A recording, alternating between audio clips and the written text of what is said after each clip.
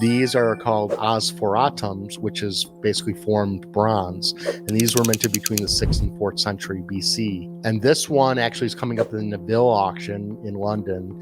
They're starting it out at 2,500 pounds, which is reasonable for one of these because this one actually weighs 43 pounds. It's a big sucker. It's 19.5 kilograms, which, if my calculations were correct, was 43 pounds. Yeah, that's 43 pounds, all right. So let's get in. These are just lumps of metal that they would form. They had other ones called osrudes, which were just fragments.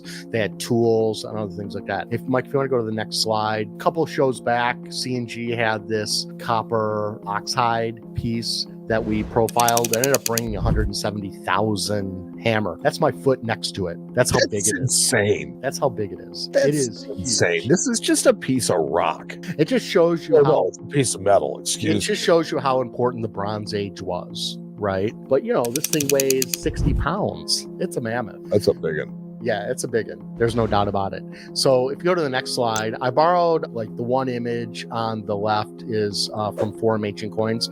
So I used a couple images from there. They have actually go to that page if you guys get a chance. You can even just search Forum Ancient Coins and Ossignatum or whatever. It'll probably bring up this page. And they have a whole history. You can read about it with all the different fragments, but you can see all the different things they were making. And these were all used as currency. Even tools were used as currency. And a lot of them came out of Umbria, which is right in central Italy. The Etruscans were doing some of this work, and there was a lot of bronze that was coming out of the ground in that area where they were then originally smelting. So they weren't originally doing it in Rome.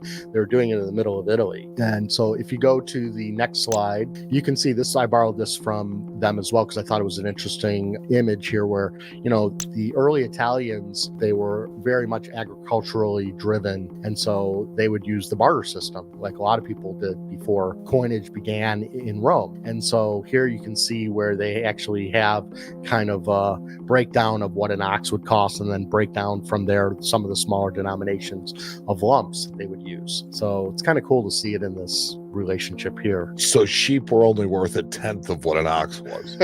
I don't know. Well, it looks like the exchange rate that they've got here. Exactly.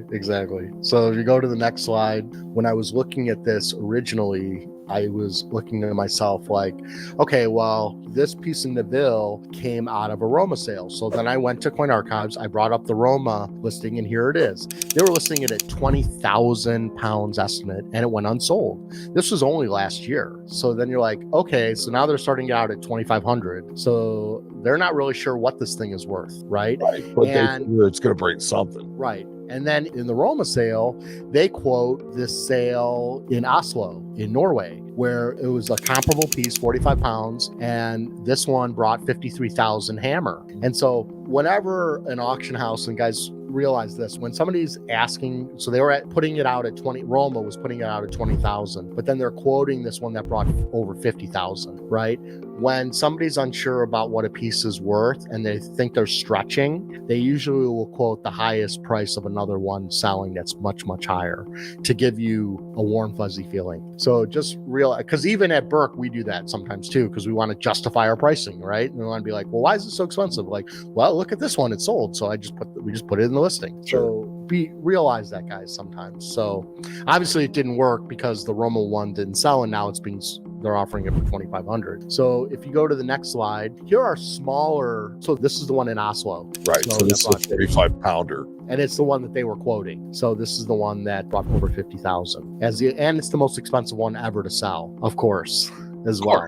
And that's holding true to this day. So if you go to the next slide, here are smaller versions. Yeah, that's your dad's hand. It's my dad's hand. It's one we had. So from 3.9 pounds, 3.57 pounds. The weight really didn't matter with these so much, but I think it was more the size. And they would break off pieces of these to get for change. They were reusing some of this, making tools. There was all kinds of uses for these things as well as besides just trading them. And you can see the different price ranges. You can get one in 2021, that one for almost 3.5 pounds sold for $900. Not expensive, right? I mean, the one we sold 8.5 pounds, we got $2,500 for it. I think we were asking $4,500 at the time. And so, but this was a number of years ago when we did that. And so if you go to the last slide, so what's the right price now? It's a very difficult thing to figure out at this point. So it didn't sell at 20,000. you guys understand what it is now. And so most of you might be looking at this when you originally see that that's just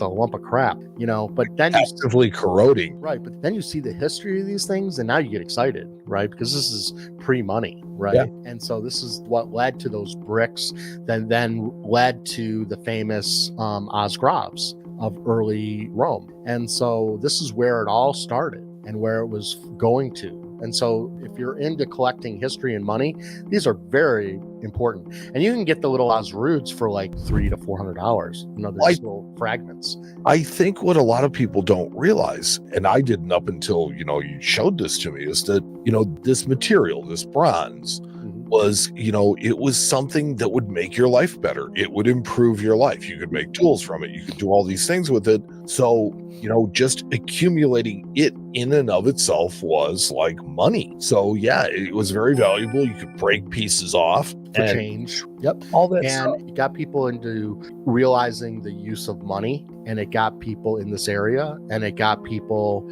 away from bartering. It was a different type of bartering, essentially, right? Because now you're using currency instead of animals or plants or fruit or whatever. So, really, trading of money is barter, essentially. Yeah, I was going to say, and I think that the fact that coins ended up becoming bronze, it's just a smaller version of this. Right, exactly. And they got better and better at forming the metal and doing work with them, and then they started imprinting them, and then it just went from there. But it all starts with that, that oxide piece, all the way down to this stuff and all the way down to coins. And so it's really cool when you break it all down.